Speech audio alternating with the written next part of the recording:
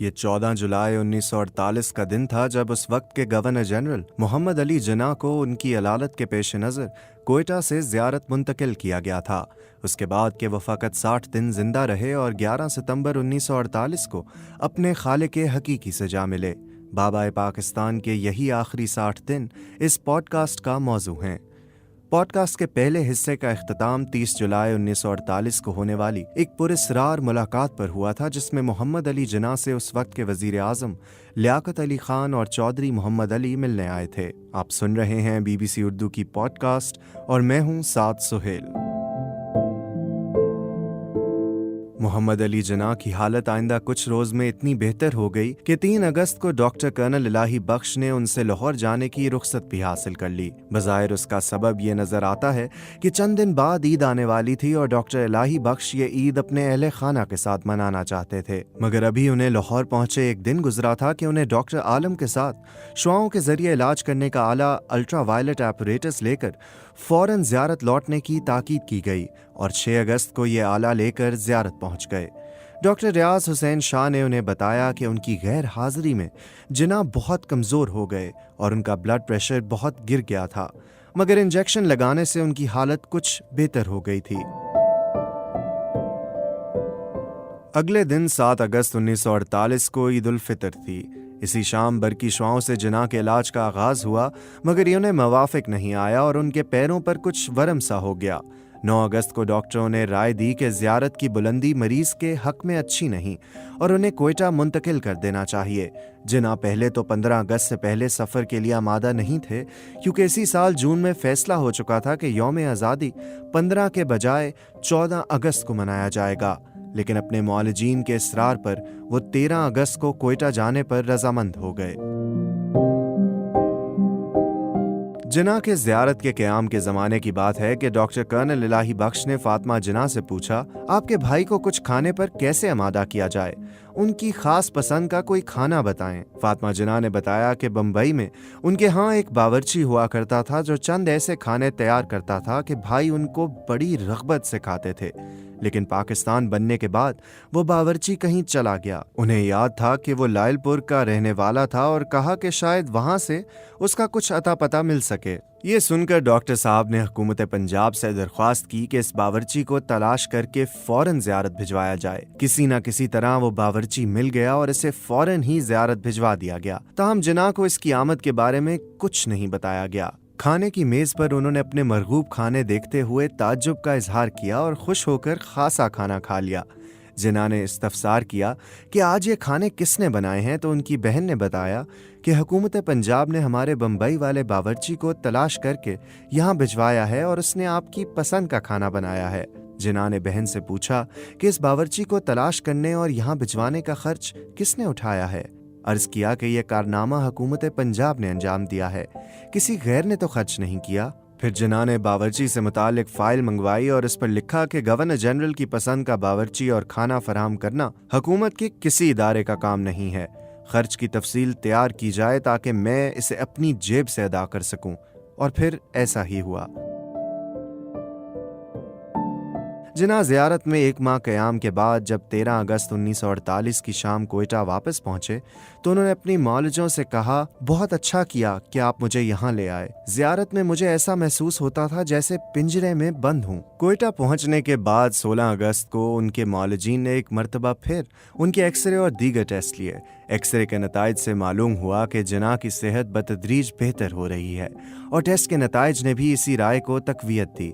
चुनाचे मुआलजीन ने जिन्ना को मसरूफ़ रखने के लिए उनको अखबारात के मुतालिया की इजाज़त दे दी और उन्हें बाज़ दफ्तरी फ़ाइलें निपटाने से भी मना नहीं किया गया।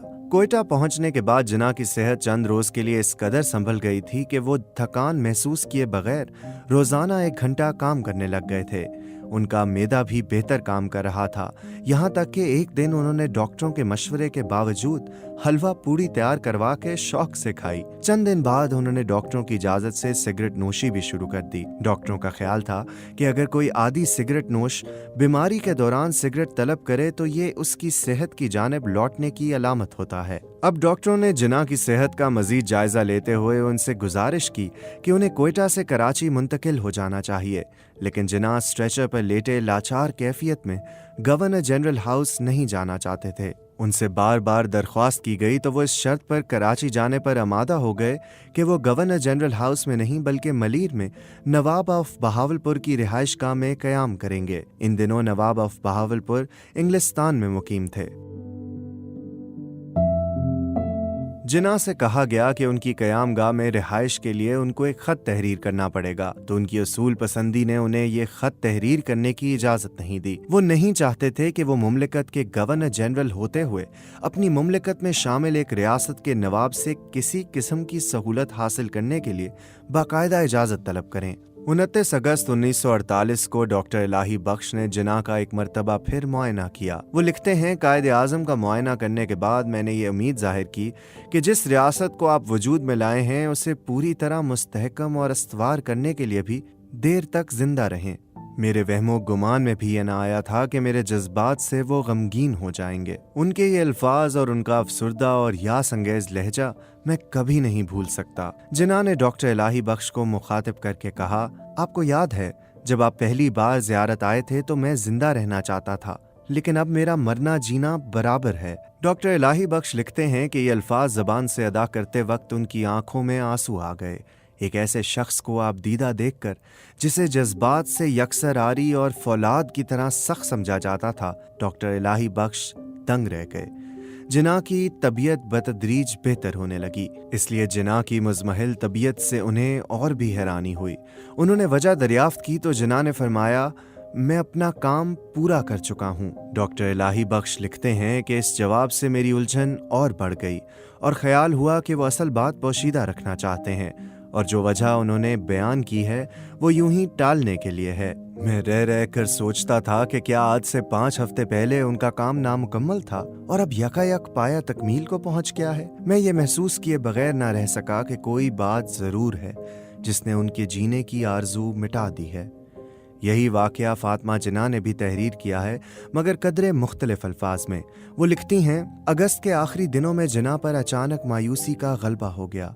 एक दिन मेरी आंखों में गौर से देखते हुए उन्होंने कहा, फ़ाती, अब मुझे ज़िंदा रहने में कोई दिलचस्पी नहीं। मैं जितनी जल्द चला जाऊं उतना ही बेहतर है। ये बदशगुनी के अल्फाज थे। मैं लरज़ उठी, जैसे मैंने बिजली के नंगे तार को छू लिया हो। फिर भी मैंने सब्र व ज़ब्त से काम लिया और कहा, जिन, आप जल्द ही अच्छे हो जाएंगे। डॉक्टरों को पूरी उम्मीद है। मेरी ये बात सुनकर वो मुस्कुराए।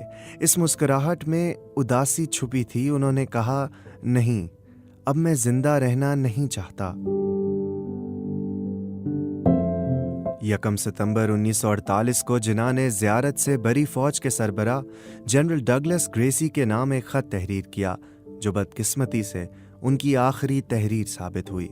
इस ख़त में उन्होंने लिखा, मैंने आपके ख़त की एक नकल कायदे आज़म रिलीफ फ़ंड के नायब सदर को भेज दी है और मैंने इस फ़ंड में से 3 लाख रुपए की इमदाद की मंजूरी दे दी है, जो थल प्रोजेक्ट के महाजिर फ़ौजियों की बहबूद के लिए मखसूस है। इसी रोज़ डॉक्टर इलाही बख्श ने मायूसाना लहजे में मोहतरमा फ़ातिमा जिन्ना को बताया कि उनके भाई को हेमरेज हो गया है और उन्हें फ़ौरन कराची ले जाना चाहिए, क्योंकि कोयटा की बुलंदी उनके लिए मौजू नहीं है। अगले आने वाले दिनों में जिन्ना की तबीयत मज़ीद बिगड़ती चली गई। 5 सितंबर को डॉक्टरों ने तशखीस किया कि उन पर नमूनिया का हमला भी हुआ है। डॉक्टर इलाही बख्श ने अमेरिका में पाकिस्तान के सफ़ीर मिर्ज़ा अबू अल हसन इस्फ़हानी को लिखा कि वो जिन्ना के लिए चंद डॉक्टरों को भिजवा दें। इन डॉक्टरों के नाम डॉक्टर फ़याज़ अली शाह ने तजवीज़ किए थे। इसी दौरान डॉक्टर इलाही बख्श ने कराची से डॉक्टर मिस्त्री को भी कोयटा बुलवा लिया, मगर इसके बावजूद जिन्ना की तबीयत में कोई अफाका नहीं हुआ और उनकी नकाहत में इजाफा होता चला गया। ये उन्हीं दिनों की बात है जब जिन्ना के सेक्रेटरी फ़ारूक अमीन ने जिन्ना से किसी की मुलाकात करवाना चाही, तो डॉक्टर इलाही बख्श ने उनके कई बार इसरार करने पर भी ये इजाज़त देने से इनकार कर दिया। डॉक्टर इलाही बख्श ने लिखा है कि उन्हें इस मुलाकाती का नाम नहीं बताया गया था, ताहम इस वक्त के हैदराबाद दक्कन के वज़ीर आज़म मीर लायक अली ने अपनी किताब ट्रेजेडी ऑफ हैदराबाद के एक बाब में, जिसका उन्वान जिन्ना ऑन डेथ बेड है, में लिखा है कि यह मुलाकाती वो खुद थे। ताहम इसरार करने के बावजूद जिन्ना से मुलाकात में कामयाब नहीं हो सके। 10 सितंबर 1948 को डॉक्टर इलाही बख्श ने फ़ातिमा जिन्ना को मुतला किया कि अब जिन्ना के ज़िंदा बचने की कोई उम्मीद बाकी नहीं रही और ये कि अब वो फ़कत चंद दिनों के मेहमान हैं। गालिबन उसी दिन जिना पर बेहोशी का एक गलबा हुआ। इस बेहोशी के आलम में उनकी जबान से बेरब्त अल्फाज अदा हो रहे थे। वो बुड़बुड़ा रहे थे, कश्मीर, उन्हें फैसला करने का हक दो। आइन, मैं उसे मुकम्मल करूंगा बहुत जल्द। मुहाजिरीन, उन्हें हर मुमकिन मदद दो। 11 सितंबर 1948 को जिना को स्ट्रेचर पर डालकर उनके वाइकिंग तैयारे तक पहुंचा दिया गया। जब उन्हें तैयारे तक ले जाया जा रहा था तो अमले ने उन्हें सलामी दी और फिर सब ये देखकर हैरान रह गए कि जिना ने इंतहाई नकाहत के बावजूद फौरन ही उनका जवाब दिया। उनके हाथ की जुम्बिश से महसूस होता था कि उन्हें बिस्तरे मर्ग पर भी नज्म व ज़ब्त के तकाज़ों का मुकम्मल एहसास था। कोयटा से कराची तक का सफ़र 2 घंटे में तय हुआ। इस दौरान जिना बड़े बेचैन रहे। उन्हें बार बार ऑक्सीजन दी जाती रही। ये फ़र्ज़ कभी फातिमा जिना और कभी डॉक्टर इलाही बख्श अदा करते रहे। डॉक्टर मिस्त्री, नर्स डनहम, नेवल एडीसी लेफ्टिनेंट मजहर अहमद और जिना के असिस्टेंट प्राइवेट सेक्रेटरी फरोख अमीन भी इसी तैयारे में सवार थे। तैयारा जिना को लेकर दोपहर 4:15 बजे मारीपुर के एयरपोर्ट पर उतरा। जिना की हिदायत पर उन्हें लेने के लिए आने वालों में ना हुकूमत का कोई अहम रुकन मौजूद था, ना ही ज़िलाई इंतज़ामिया उनकी आमद से बाखबर थी। एयरपोर्ट पर उनका खैर मकदम करने वालों में गवर्नर जनरल के military secretary lieutenant colonel Geoffrey Knowles के अलावा और कोई भी नहीं था। गवर्नर जनरल के स्टाफ ने उन्हें स्ट्रेचर पर डालकर फौजी एम्बुलेंस में मुंतकिल किया। फातिमा जिना और फिलिस डनहम उनके साथ बैठ गईं, जबकि डॉक्टर इलाही बख्श, डॉक्टर मिस्त्री और कर्नल जेफरी जिना की कैडिलैक कार में सवार हो गए।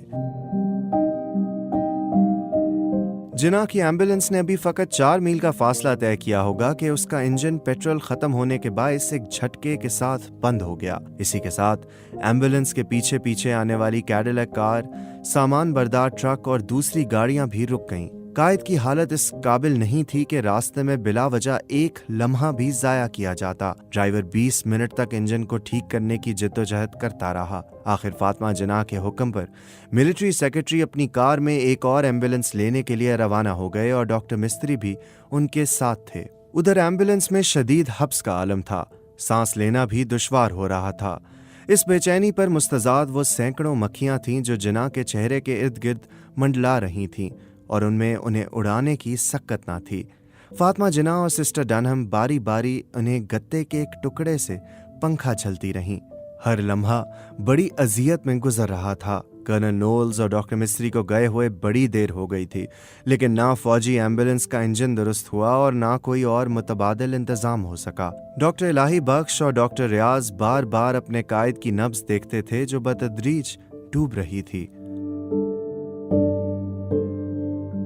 बाबा कौम को एम्बुलेंस से कार में मुंतकिल करना भी मुमकिन नहीं था, क्योंकि स्ट्रेचर कार में रखा नहीं जा सकता था और खुद जिना में इतनी सकत नहीं थी कि वो कार में बैठ या लेट सकते। इस मौके पर यह अमर इतना ताज्जुब खेज है कि दारुल हुकूमत में किसी ने यह जानने की जहमत भी ना की कि जिना 4:15 बजे एयरपोर्ट पर उतरने के बावजूद अभी तक गवर्नर जनरल हाउस क्यों नहीं पहुंचे, उनका काफिला कहाँ है और उनकी तबीयत कैसी है। बाज लोग कहते हैं कि जिना की कराची आमद राज रखी गई थी, मगर क्या वाकई हुकूमत के आला ओहदेदारान उनकी आमद से बाखबर ना थे? क्या किसी को ये भी खबर नहीं थी कि उसी सुबह गवर्नर जनरल का खुसूसी तैयारा कोयटा भेजा गया है और शाम में किसी भी वक्त दारुल हुकूमत में उनकी आमद मुतवक्के है? वाकफान हाल बताते हैं कि 4 सितंबर 1948 को जब काबीना के secretary general Chaudhry Mohammad Ali governor general की नाजुक हालत देखकर कराची वापस पहुंचे थे तो उसी शाम वजीर आजम हाउस में काबीना का हंगामी इजलास मुनक्किद हुआ था।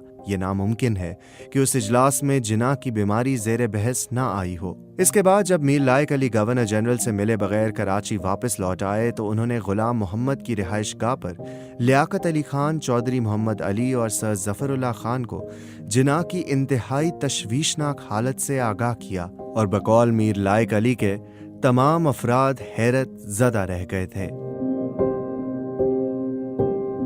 इस पस मंजर में जिना की कराची आमद से हुकूमत के कारपरदाजों की बेनियाजी और बेखबरी तस्वीर के किस रुख की निशानदही करती है, ये सवाल आज भी लम्हा फिक्रिया है। पाकिस्तान में इंडिया के पहले हाई कमिश्नर श्री प्रकाश ने अपनी किताब पाकिस्तान, क़याम और इब्तदाई हालात में भी इस वाक़ये का जिक्र किया है। उन्होंने लिखा है कि उन दिनों मकामी रेड क्रॉस के इंचार्ज जमशेद मेहता थे, जिनकी इज्जत कराची का हर फर्द करता था। बाद में उन्होंने मुझे बताया कि मुझे शाम को पैगाम मिला कि एक आदमी बहुत अलील है, क्या आप उसके लिए एम्बुलेंस भेज सकते हैं। ये वाक़या 5:30 बजे शाम का है। खुदा खुदा करके कर्नल नोल्स और डॉक्टर मिस्त्री एक दूसरी एम्बुलेंस लेकर वापस आए। कयास किया जा सकता है कि ये वही एम्बुलेंस होगी जिसका जिक्र श्री प्रकाश ने किया है। जिना को स्ट्रेचर पर डालकर इस एम्बुलेंस में मुंतकिल किया गया और यूं शाम 6:10 पर वो गवर्नर जनरल हाउस पहुंचे। एयरपोर्ट से रिहाइशगाह तक का 9 मील का फासला, जो ज्यादा से ज्यादा 15-20 मिनट में तय हो जाना चाहिए था, तकरीबन 2 घंटे में तय हुआ। यानी 2 घंटे कोयटा से कराची तक और 2 घंटे एयरपोर्ट से गवर्नर जनरल हाउस तक। ये तकलीफदेह सफ़र जिना ने इस कसम पुरसी के आलम में किया कि हमारी तारीख में उसकी कोई मिसाल नहीं मिलती है और ना ही कोई तौजी। श्री प्रकाश ने अपनी किताब में तहरीर किया है कि मिस्टर जिना के इंतकाल के वक्त फ्रांसीसी सफारत खाने में कॉकटेल पार्टी हो रही थी। मैंने उस पार्टी में नवाबजादा लियाकत अली खान से मिस्टर जिना के आने का जिक्र किया तो उन्होंने कहा कि मिस्टर जिना सादा मिजाज आदमी हैं, इसलिए उन्होंने इसको पसंद नहीं किया कि उनकी आमद के वक्त हंगामा हो। गवर्नर जनरल हाउस पहुंचने के बाद जिना फ़कत 4.25 घंटे जिंदा रहे और इस दौरान वो तकरीबन गनूदगी के आलम में रहे। डॉक्टर ने ताकत का एक इंजेक्शन लगाया और डॉक्टर इलाही बख्श के बकौल जब उन्होंने होश में आने पर जिना से कहा कि वो जल्द ही ठीक हो जाएंगे, तो उन्होंने आहिस्तगी से कहा, नहीं, मैं जिंदा नहीं रहूँगा। डॉक्टर इलाही बख्श के मुताबिक ये कायद आज़म मोहम्मद अली जिना के आखिरी अल्फाज थे। डॉक्टर रियाज अली शाह ने लिखा है कि जिना के आखिरी अल्फाज अल्लाह पाकिस्तान थे, जबकि फातिमा जिना माय ब्रदर में लिखती हैं, जिना ने 2 घंटे की पुरसकून और बेखलल नींद के बाद अपनी आंखें खोली, सर और आंखों से मुझे अपने करीब बुलाया और मेरे साथ बात करने की आखिरी कोशिश की। उनके लबों से सरगोशी के आलम में निकला, फाती, खुदा हाफिज, ला इलाहा इल्लल्लाह मुहम्मदुर रसूलुल्लाह। फिर उनका सर दाएं जानिब को आहिस्तगी से ढलक गया और उनकी आंखें बंद हो गईं। इस पॉडकास्ट के स्क्रिप्ट के मुसन्निफ हैं मुहक्किक और मौरिख अकील अब्बास जाफरी। आप उनका तहरीर करदा आर्टिकल bbcurdu.com पर भी पढ़ सकते हैं।